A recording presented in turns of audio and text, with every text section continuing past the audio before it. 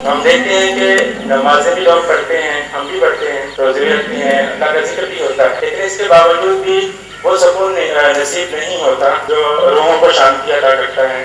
تو وہ کون سا ایسا ذکر ہے یا پھر وہ کون سی ایسی کمی آ جاتی ہے جس کی وجہ سے دل کو سکون نہیں ملتا؟ کتاب کریم کا ذکر کیا تو فرمایا نحن نزلنا الذکر وإنا لہ لحافظون، ہم نے ہی اس ذکر کو نازل کیا اور ہم ہی اس کی حفاظت کرنے والے۔ تو خاتون حضرات، مسئلہ یہ ہوتا ہے کہ بعض چیزوں میں مینرزم، ادائیگی، انداز ایسے ڈیولپ ہوتے ہیں کہ ہم ان میں کوئی پرسنل ٹچ نہیں لا سکتے۔ کوئی پرسنل ٹچ اس میں اس لیے نہیں آ سکتا کہ ہمارے حواس میں، ہوش میں کوئی ایسی فکری توجہات نماز پڑھنے میں شامل نہیں ہوتی۔ اسی طرح قرآن حکیم کو ہم ویسے دستوراً اور اخلاقاً پڑھنا شروع کر دیتے ہیں اور پڑھ کے گزر جاتے ہیں، ہمیں اس کے فہم و فراست سے بھی کوئی دلچسپی نہیں ہوتی۔ یہاں قرآن حکیم نے ایک زبارے کی تو شروعات ہی ایسے کی ہے اور اس میں ایک مخصوص طرز بھی بتایا۔ فرمایا اتل ما اوحی الیک من الکتاب، کہ قرآن کی تلاوت کرو۔ یہ تمہیں اوامر اور نہیں سے جان، جو تلاوت کا کہا جاتا ہے تو قرآن کے بارے میں یہ بھی کہا جاتا ہے کہ بھائی جو قرآن میں لکھا اس کو سمجھو اور اس پہ غور کرو اور اس کی آیات پر اپنے آپ کو قائم کرو۔ وَأَقِمِ الصَّلَاةَ، اور نماز قائم کرو۔ إِنَّ الصَّلَاةَ تَنْهَىٰ عَنِ الْفَحْشَاءِ وَالْمُنکَرِ، کہ یہ تمہیں فحش اور منکر سے روک دے گی۔ وَلَذِکْرُ اللہِ اکبر، وَلَذِکْرُ اللہِ اکبر۔ دیکھیں خداوند کریم نے خصوصاً کہا کہ نماز حق ہے، پڑھو، قرآن پڑھو، مگر میری یاد۔ اچھا، ذکر اور یاد میں تھوڑا سا فرق ہوتا ہے۔ وہ ایک دستور ہے کہ آپ کو پتہ نہیں لگتا کہ کسی سے آپ کو کتنی محبت ہے، کہ آپ کو خدا سے محبت ہے کہ نہیں ہے۔ یہ جو اصلی رسوخ ہے اللہ کا انسانی دلوں میں، وہ خوف و ہراس کا نہیں ہے۔ اللہ یہ نہیں چاہتا کہ آپ خوف و ہراس سے یا ڈر سے میری محبت اختیار کرو۔ خدا کا کہنا یہ ہے کہ میں تقوی و طہارت سے نہیں بلکہ آپ کے دلوں کے خیال سے زیادہ متاثر ہوتا ہوں، کہ how do you love me and how much do you love me, اور میری رسپیکٹ جو ہے۔ اگر آپ ڈرتے رہو گے تو ایک ولی اللہ بڑے ڈرتے تھے اللہ سے، جب وہ فوت ہو گئے تو پہنچ گئے کسی دوسرے ولی نے ان کو خواب میں دیکھا، کہا بھائی کیا بنی اوپر؟ تو نے کہا اللہ میاں نے کہا یار تجھے میرا خوف ہی یاد تھا، تجھے میری اور کوئی چیز یاد نہیں تھی، نہ میری مہربانی، نہ رحمان و رحیم و کریم و سلام و مومن، کچھ بھی یاد نہیں تھا، تو اب یہاں بھی ڈرتا رہو، میں نے نہیں تجھے ڈرایا۔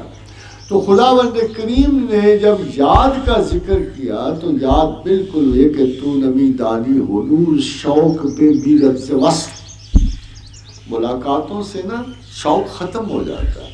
چیست حیات دوام سوختن ناتمام، ہاں اگر تم نے زندہ رہنا ہے اور محبت محبوب کو زندہ رکھنا ہے تو جدائی میں رکھنا۔ This is the only test of love. وصال اور قربت جو ہے محبت کا امتحان نہیں ہوتی، جدائی ہوتی ہے۔ اصول یہ ہے کہ جو آپ کو تنہائی اور جدائی میں جو زیادہ یاد آتا ہے اسی سے محبت ہوتی ہے۔ خدا چاہتا ہے کہ اپروچ صحیح کرو۔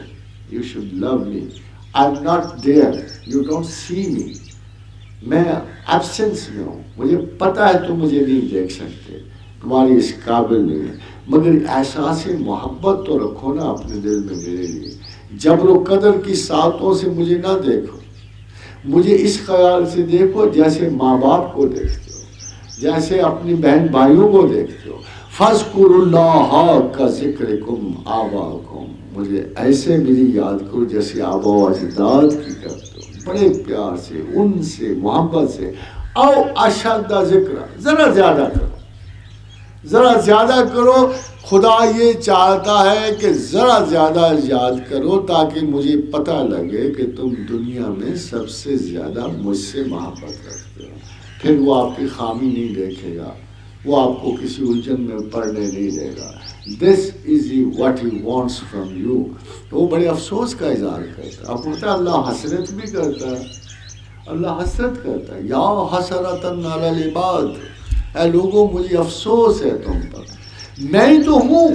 اگر تم غور کرو، عقل کرو تو میں ہی تو ہوں میں ہی تمہیں زندگی دیتا ہوں، میں ہی تمہیں موت دیتا ہوں، میں تمہیں پہلا سانس دیتا ہوں، آخری بھی میں ہی دیتا ہوں، میں تمہارے بیچ کے عرصے میں بھی میں ہی حکمران ہوں، میں ہی تمہاری نگہداشت خطرات سے کرتا ہوں، وَإِذَا مَرِضْتُ فَهُوَ يَشْفِينِ، میں ہی مرض دیتا ہوں، میں ہی شفا دیتا ہوں، وَتَعِزُّ مَن تَشَاءُ وَتَذِلُّ مَن تَشَاءُ، میں ہی عزت دیتا ہوں، میں ہی تمہیں ذلت دیتا ہوں، میں تمہیں بچے دیتا ہوں، میں تمہیں بیویاں اور خاوند دیتا ہوں۔ اے نسل انسان، اگر غور کرو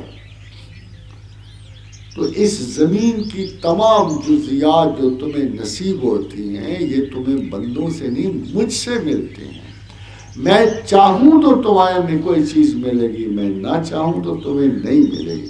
پھر زیادہ امپورٹنٹ کون ہوا؟ کون امپورٹنٹ ہوا؟ جو اول و آخر زندگی دے رہا ہے اس سے بڑا کون امپورٹنٹ؟ جب آپ کو اندازہ ہی نہیں کہ کون امپورٹنٹ ہے تو آپ کا دین کیا، مذہب کیا ہوگا؟ You have to set your mind on one total truth and reality, and that is very simple, that God is the top priority of your intellect and heart. اس کے علاوہ خدا آپ سے کچھ بھی نہیں چاہتا۔ اِنَّا هَدَيْنَا السَّبِيلَ، ہم نے تمام عقل و شعور تمہیں اس لیے بخشا ہے، یا ہمیں مان لو تہہ دل سے یا ہمارا انکار کر دو۔ دیکھو بڑا خوش مزاج ہے، ان کو کوئی عرض نہیں، انکار کر۔ ایسے ماننے سے نہ ماننا بہتر۔ وہ کافر کو برا نہیں سمجھتا، کافر کو برا نہیں سمجھتا۔